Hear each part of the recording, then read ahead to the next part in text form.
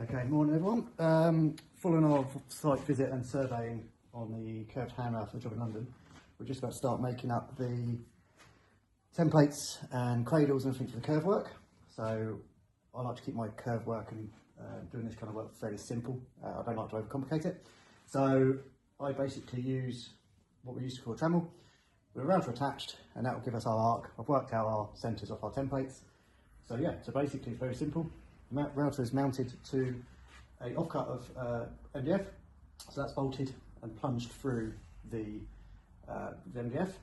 It's a very small cutter, and we do it in fine passes, and we basically work out our distance, our radiuses, and we have a pinpoint that comes back to our fixed point on our template. And it's very simple. It basically just works on the arc on multiple passes. So we do an inner one, and then we do an outer one. The outer one also then creates the cradle to go on the spindle moulder as we curve around the on the spindle moulder for the grooving. So yeah, so we'll run through this now. So it's as simple as a hole in the MDF at this end. That then gets put on our fixed point.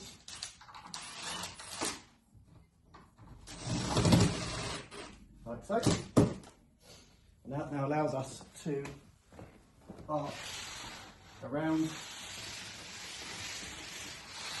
all the way around, to create our template. And that's what's going to be used to shape the timber once it turns up later on today. We've glued up the blocks ready for curve work. So obviously a bit of MDF, making sure I've got a mask on. Yeah, I'll show you how simple it goes. It'll be done in multiple passes, again just due to the size of the cutter. So dust mask on, and the impeders.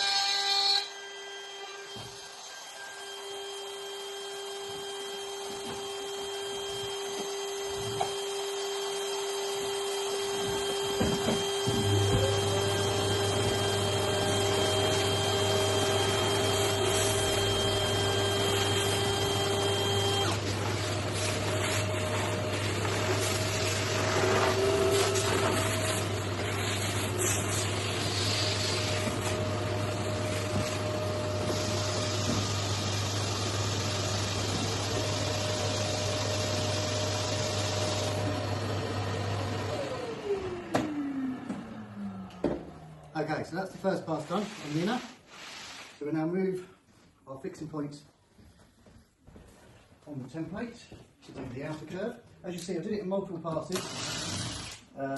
That's mainly just to keep the strain on the router cutter and the router to a bare minimum, and to keep the accuracy of the curve. These are obviously all preset when I've done my setting out and the templating. As you see, obviously using MDF, I've used a hoover to clear up afterwards. So yeah, so what we've got to do now is do the second pass on the outer curve, which will allow that template to now be done. So this all comes from, obviously the accurate measurements were taken on site, and we'll double check that against the template that we carried out on site. So let's do the next pass, and that will create the template for us to copy the timber to create the curve. This will be made in two pieces. So the curve will be made, or the handrail will be made in two pieces.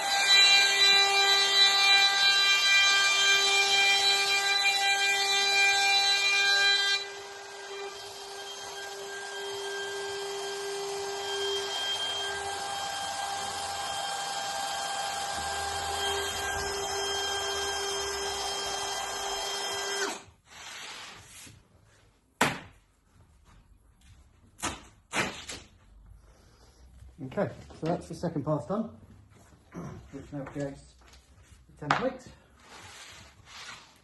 So we'll unscrew that. And what we'll do then is we will check that against the template that we created on site.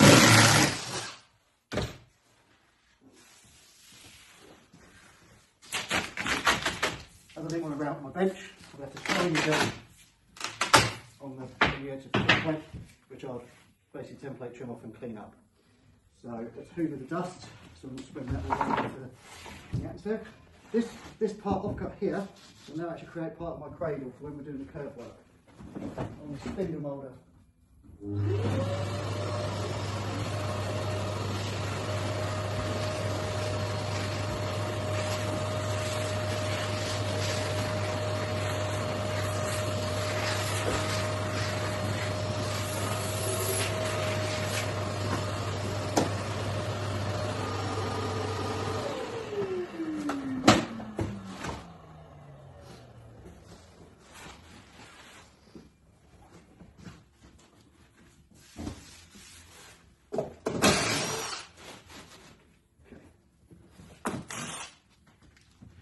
So, I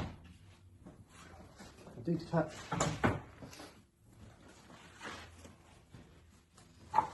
untouch the router and the jig. Put that to one side for a minute. The beauty is because it's all preset and it's all fixed at a point, I can always go back to it if I need to make another template or another part of the cradle. So that's basically now the curved template that we should make the curved section of the handrail. Once on site, basically I marked out and created a template which has got basically all the lines on it, which covers the steelwork. Just need to line this up on here to make sure nothing's moved. Key is always checking, double check, make sure nothing has moved, nothing has changed, obviously from site to here. But yeah, that's a perfect match to the template and the site survey stuff that we've done on site. So our next stage, we finish making up the cradle. Again, we work with centre lines, so my centre line's actually there. So again, just double check that. And that is 100% perfect. So again, next thing will be finish off making up the templates of the cradle.